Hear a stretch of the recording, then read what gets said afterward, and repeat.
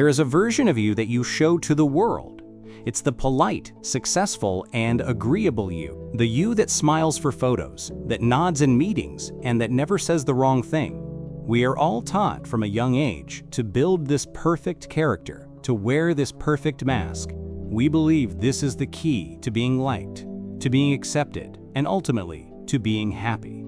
This is the greatest performance of our lives, and we practice it every single day. We become masters of this performance. At work, we wear the mask of the dedicated and ambitious employee, always positive and ready for a challenge. With our friends, we wear the mask of the fun-loving and carefree companion, always ready with a joke or a story. On social media, we wear the mask of the ideal life, a carefully curated gallery of perfect moments and happy memories. We believe that if we just play these parts well enough, we will build a life free from pain and judgment. This mask is our shield.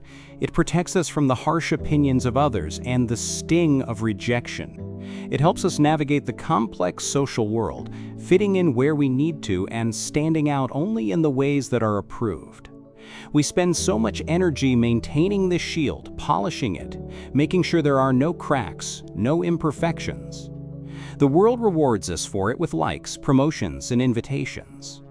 The mask works, and so we never, ever take it off in public. What happens when the party is over? What happens when you get home, the door is locked, and you are finally alone? The mask comes off, the smile fades, the performance ends, and in the silence of your own home, a strange feeling starts to creep in, a hollowness, a sense that despite all the success and all the applause, something vital is missing. You look in the mirror, and you almost don't recognize the tired face staring back at you. You start to notice a deep and persistent exhaustion that sleep can't fix.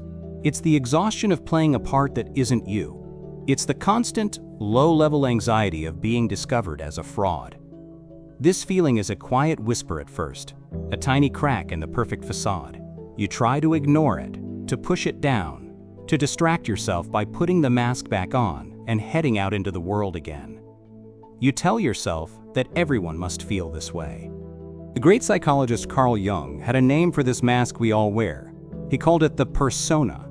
The persona is the idealized version of ourselves that we present to society. It's not necessarily a lie, but it is an incomplete truth. It is only one small, polished part of who we are. Jung warned that if we identify too closely with our persona, we lose touch with our true selves. We become the role we are playing, and our inner world begins to starve. The problem is that in our effort to be only good, we have to do something with all the other parts of ourselves. The anger, the fear, the sadness, the envy, the untamed ambition. Where do all of these powerful, messy human emotions go? We don't just get rid of them.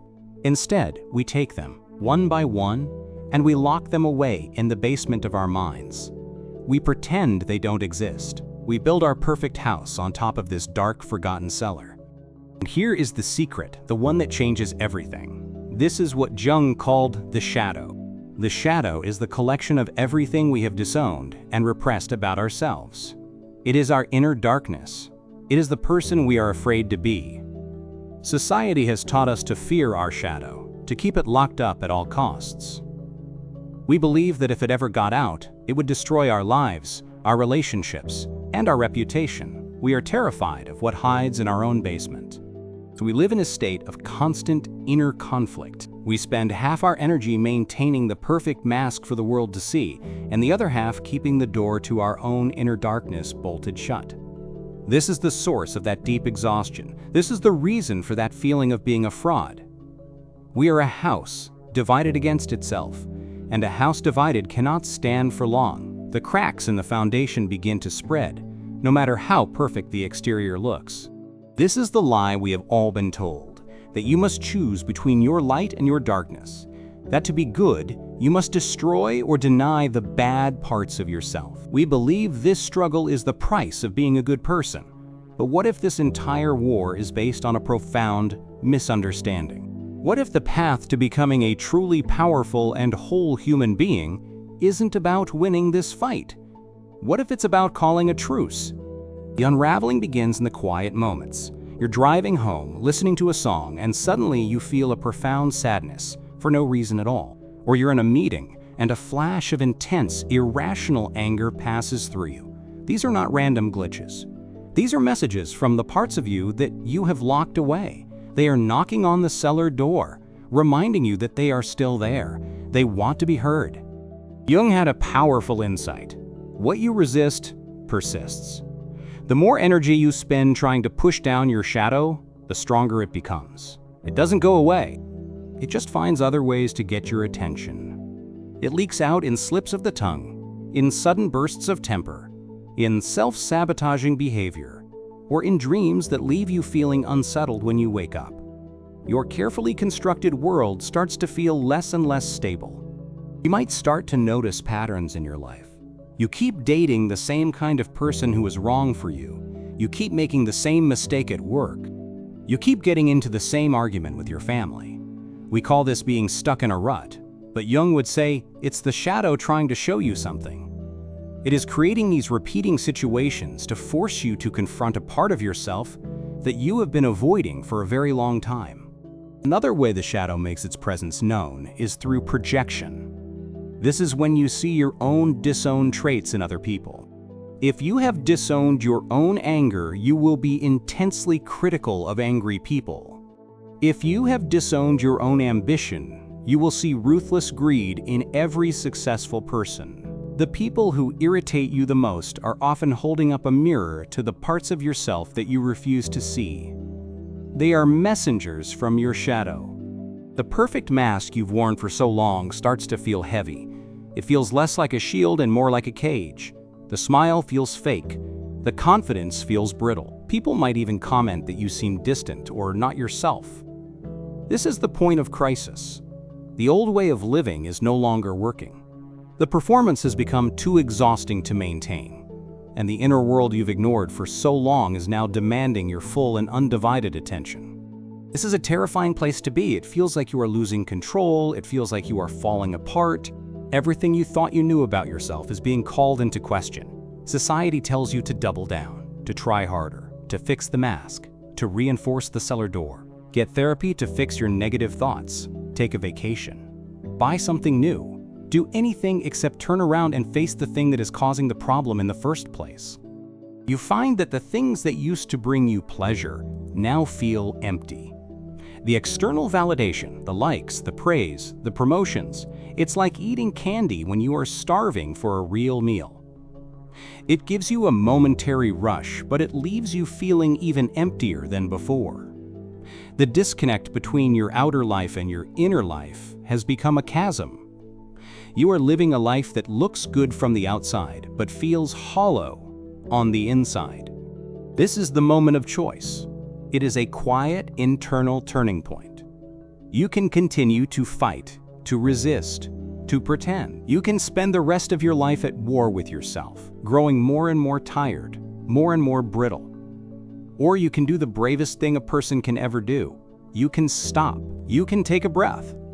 And you can decide to turn around and look at what you have been running from. The first step is simple curiosity. You begin to ask questions. Why did that comment make me so angry?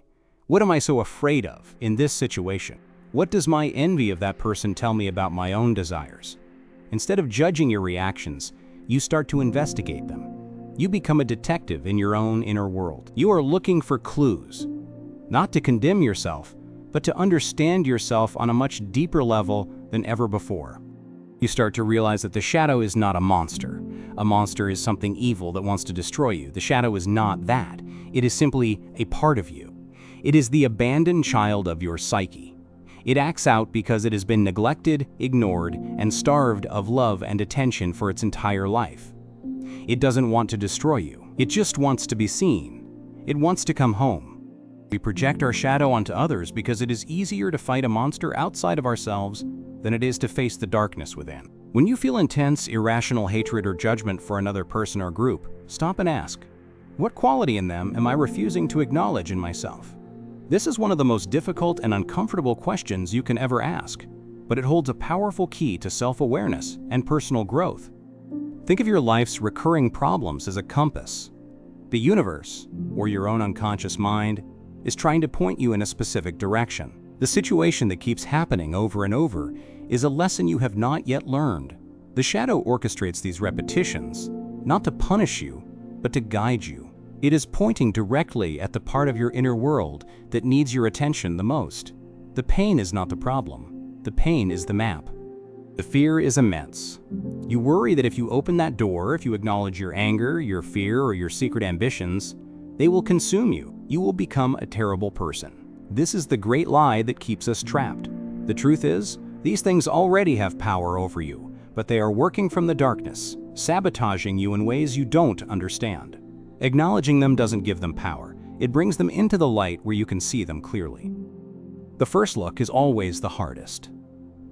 You slowly turn your inner gaze towards the shadow. You stop running. You stop fighting. You simply stand your ground and look, and what you see might surprise you. Yes, there is ugliness. There is rage, pettiness, and fear. But there is also more. There are things you locked away not because they were bad, but because they were too powerful, and they scared you. You start to see that hidden in your shadow is your assertiveness, which you mistook for aggression. Hidden in your shadow is your ambition, which you mistook for greed. Hidden in your shadow is your raw, untamed creativity, which you mistook for chaos. You have locked away some of the most powerful and vital parts of yourself, simply because they didn't fit into the neat little box of your good persona. This is the core revelation. This is the secret about human psychology that changes everything. The goal is not to defeat the shadow. The goal is to integrate it. To integrate means to bring it into yourself, to accept it, to own it. It means you stop being a good person and you start the much more difficult and rewarding journey of becoming a whole person. A whole person is not perfect. A whole person is complete. Integrating your anger doesn't mean you become an angry person. It means you have access to the energy of anger when you need it, to set a boundary, to protect yourself, or to fight for something that matters. It means the anger no longer controls you from the dark. You control it in the light. It becomes a tool that you can choose to use wisely, rather than a landmine that you are constantly afraid of stepping on. Integrating your fear doesn't mean you become fearless. That's impossible. It means you learn to walk with your fear. You acknowledge it, you listen to its warnings, but you do not let it make your decisions for you. Your fear becomes a wise counselor, not a tyrant king. It helps you be cautious, but it no longer paralyzes you. It is a part of you, but it is not the totality of you. This is the definition of courage. Imagine all the energy you currently spend suppressing your shadow. All the effort, all the anxiety, all the vigilance. Now imagine all of that energy being returned to you. This is what happens during integration. The power you use to keep yourself divided is now available to you to build your life, to create, to love, and to pursue your true goals. You become immensely more powerful because you are no longer at war with yourself. This is not a one-time event. It is a lifelong process. Jung called it individuation. It is the journey of becoming more and more yourself. It requires constant honesty, courage, and self-compassion. Every day, you will find new parts of your shadow to understand and integrate. Every challenge becomes an opportunity to become more whole. Your life is no longer about avoiding pain, but about growing from it. The most powerful secret about human psychology is this: your darkness holds the key to your light. The gold is found in the dirt. The treasure is guarded by the dragon. Everything you want, true confidence, authenticity, creativity, and inner peace, is on the other side of the thing you are most afraid to face. Your weakness, once embraced, becomes your greatest strength. The part of you that you are most ashamed of holds your greatest gift. True authenticity is not about being your best self. It's about being your whole self. It's the freedom to be sad in a world that demands you be happy. It's the freedom to be angry when you see injustice. It's the freedom to be imperfect, to be messy, to be human.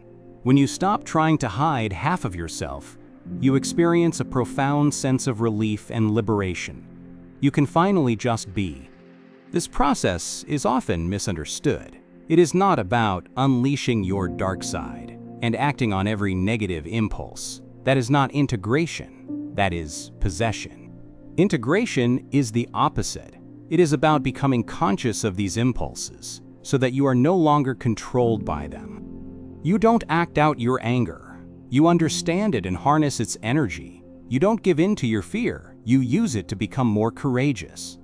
Carl Jung famously said, "One does not become enlightened by imagining figures of light, but by making the darkness conscious." We love to focus on positivity, on affirmations, on visualizing success. These things have their place, but they are only half of the work. True, lasting transformation requires that we have the courage to descend, to go into our own personal underworld and bring its lost treasures back up into the light of our conscious mind. Think of your shadow as the unlived parts of your life. Perhaps you were taught that artists are poor, so you repressed your creative side and became an accountant. That artist is in your shadow. Perhaps you were told that being assertive was rude, so you repressed your ability to speak up and became a people pleaser. That leader is in your shadow. To become whole is to reclaim these lost parts of your potential. When you integrate the shadow, your relationships change. You are no longer projecting your disowned parts onto your partner, your friends, or your family. You can see them for who they are, not as screens for your own inner drama. You become more compassionate, both with yourself and with others, because you understand that everyone is fighting a hard battle with their own shadow. You see the shared humanity in the struggle. Creativity explodes when you connect with your shadow. The shadow is the realm of the instinctual, the primal, the chaotic. It is the raw material of all great art. It is the deep well from which new ideas and surprising insights emerge. By tapping into this source, you move beyond the predictable and the safe, and you gain access to a much more potent and original form of self-expression. You are no longer afraid to be different. Your decisions become clearer and more powerful. When you are divided, you are always second-guessing yourself. Part of you wants one thing, and part of you wants another. When you are whole, you move with a unified purpose. You have access to both your rational mind and your deep intuition. You learn to trust your gut, because you know your gut is now informed by all parts of you, not just the polite and socially acceptable parts. This work heals the feeling of being a fraud. The imposter syndrome vanishes. Why? Because you are no longer pretending. You have acknowledged your flaws, your darkness, your imperfections. You know you are not perfect, and you are no longer trying to be. You are simply real. This authenticity creates a foundation of self-respect that is unshakable. It cannot be given to you by others, and it cannot be taken away. Jung believed that the failure of modern society was its one-sided worship of the light, of reason, order, and perfection, and its complete denial of the dark, chaotic, and instinctual side of human nature. He warned that this imbalance would lead to great suffering, because the repressed shadow will always find a way to erupt, often in collective and destructive ways. The health of a person and of a society depends on this integration. This is a path of subtraction, not addition. You are not trying to become something you are not. You are simply removing the masks, the defenses, and the lies that have hidden your true self. You are returning to a more natural and complete state of being. It's like a sculptor carving away the excess stone to reveal the beautiful statue that was already hidden within the block. The masterpiece was there all along. To begin this journey, you must cultivate radical self-honesty. You must be willing to look at the ugliest parts of yourself without flinching and without judgment. You must be willing to admit things to yourself that you would never admit to anyone else. For example, you might have to admit, "I am envious of my friend's success." Not to feel bad about it, but to understand what that envy tells you about your own repressed desires. The path of shadow integration is not the easy path. It is often a lonely one. Society celebrates the mask, the persona. It will not celebrate your difficult inner work. People may be confused by the new, more authentic you. They might prefer the old, predictable, people-pleasing version. You must be willing to walk your own path, even if it means walking it alone for a while. The reward is not external approval, but internal freedom. Contrast this with the easy path. The path of conformity is crowded. It's comfortable. You just have to keep your mask on, follow the rules, and never question anything too deeply. But this path leads to a gray, uniform existence. It's a life lived in quiet desperation. A life where you never get to meet your whole self. The comfort is the trap. The ease is the cage. It is a slow death of the soul. The hard path, the path of integration, is a struggle. It is a climb. There will be storms. You will stumble and fall.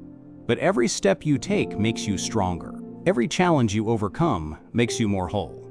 And this path leads somewhere meaningful. It leads to the summit, to a place of clarity, power, and breathtaking perspective. It leads to a life that is truly your own, a life of color, depth, and purpose. As you integrate your shadow, you develop what is called a strong back and a soft front. The strong back comes from your integrated shadow, your boundaries, your power, your resilience. You are no longer a pushover. The soft front comes from your persona and your conscious self, your compassion, your vulnerability, your ability to connect with others. You become a person who is both powerful and kind, both unshakable and open-hearted. This work is the ultimate act of self-love. It's not the fluffy, feel-good kind of self-love, it's the fierce, demanding, courageous kind. It is the love that is willing to go into the darkest places for the sake of wholeness. It is the love that says, I will not abandon any part of myself. I will claim all of it. I am worthy of all of it. This is the love that heals everything. The world does not need more good people who are secretly tormented and divided. The world needs whole people. It needs men and women who have faced their own darkness and are therefore less likely to project it onto others. It needs people who have integrated their power and can use it for creative and constructive ends. By healing yourself, you contribute to the healing of the world. Your personal journey has collective importance.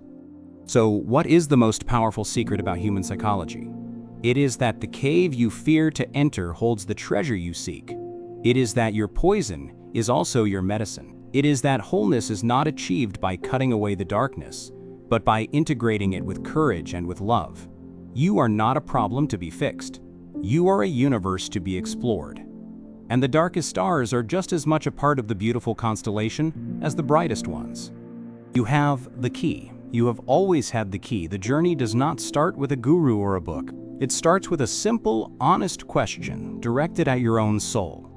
What have I been unwilling to see? What part of me have I abandoned in my quest to be loved? The answer to that question is the beginning of the path. It is the first step on the road back to your whole and powerful self. So let's talk about the path. How does this transformation begin in your actual life? It starts by observing your emotional reactions. When you feel a sudden, strong emotion, anger, jealousy, shame, do not push it away. Instead, get curious.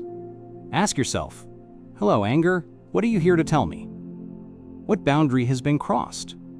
What injustice do you see? You are treating your emotion, not as an enemy, but as a messenger with vital information for you. Another practical step is to pay attention to your dreams. Jung considered dreams to be the most direct communication from the unconscious. Keep a journal by your bed.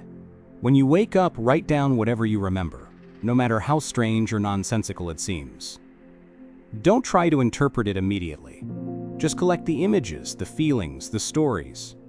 Over time, you will start to see patterns and themes emerge from your own inner world. Journaling is a powerful tool for this work. This is not a Dear Diary entry about your day. This is a space for radical honesty. Write down the thoughts you are ashamed of. Explore your fantasies, both light and dark. Give a voice to the parts of you that you normally keep silent. No one else ever has to see it. This is a conversation between you and your whole self. It is a sacred and private space for integration. You must also embrace solitude. You cannot hear the whispers of your own soul in a world that is constantly screaming for your attention. You must create intentional time to be alone, without distractions. No phone, no TV, no music. Just you and your thoughts. It will be uncomfortable at first. The silence will be deafening.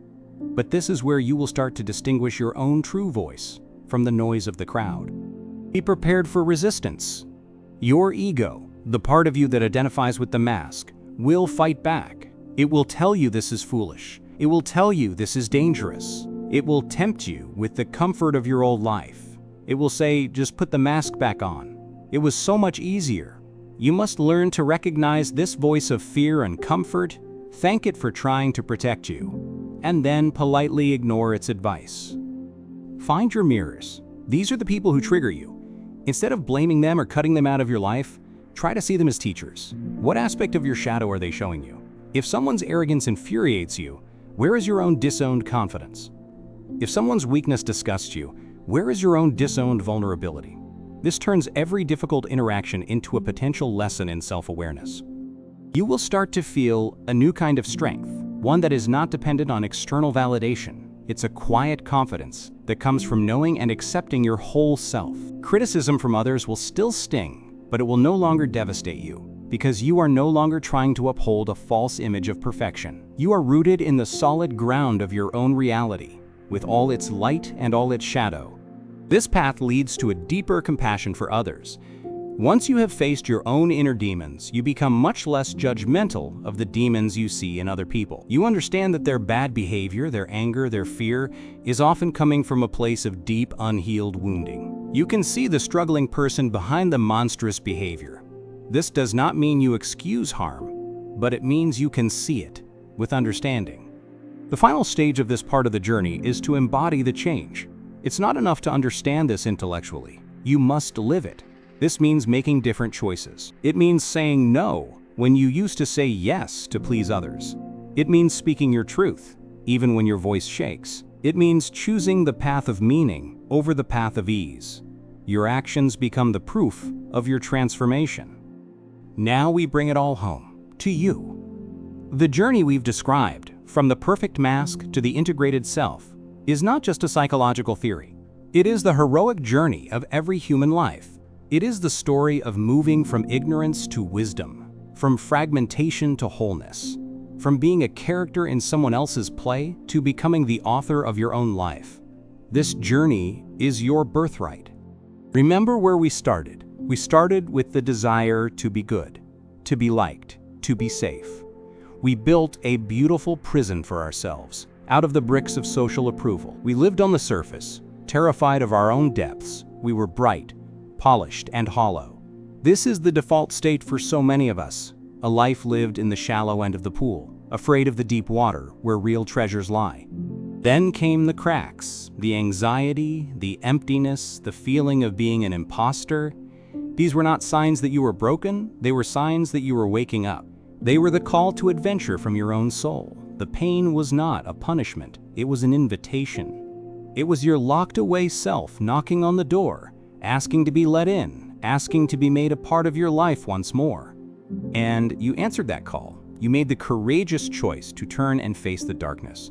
You learned that the shadow was not your enemy, but your neglected twin. You discovered that it held your power, your creativity, and your authenticity. You began the difficult, sacred work of integration, of bringing the lost parts of yourself back home. You chose the hard path of wholeness over the easy path of conformity. Look at yourself now. The mask is gone. Your face is your own, your strength is your own, your peace is your own. You are no longer divided. You are whole. You are not good. You are not bad. You are real. You have walked through the fire of self-knowledge, and you have not been burned. You have been forged. You have become the person you were always meant to be, before the world told you who you should be.